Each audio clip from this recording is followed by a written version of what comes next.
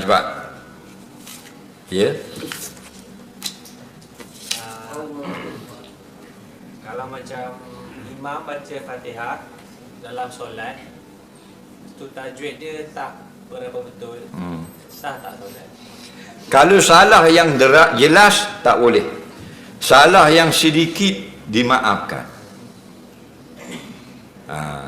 Tu pun salah yang jelas itu tukar baris, tukar huruf. Okey? Kalau dengung tak sempurna, bibir tak tutup rapat, itu dimaafkan kerana benda itu sukar untuk orang awam. Okey, dipanggil lahan itu lahan khafi. Lahan jali tak boleh, jelas sangat. Nampak tukar baris, tukar huruf, tak ada dalam kalimah dia ada-adakan, tak boleh. Yang mengubah makna tak boleh. Nampak? Tapi kalau tak mengubah makna, dengung tak cukup, makna tak berubah. Tapi di segi tajwid haram, sengaja langgar. Wajib dengung, ditinggalkan dengung, tapi solat sah.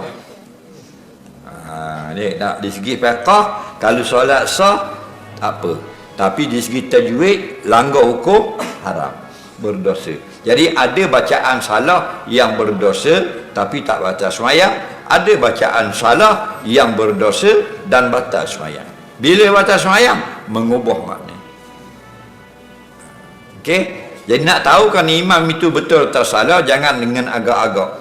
Biarlah ada beberapa orang yang pandai mendengarnya. Jangan kita seorang. Sebab kadang-kadang kita seorang memang kita salah dengar. Imam dah sebut ber, kita tak dengar. Kita dengar bismillah je. Padahal imam sebelahan bismillah.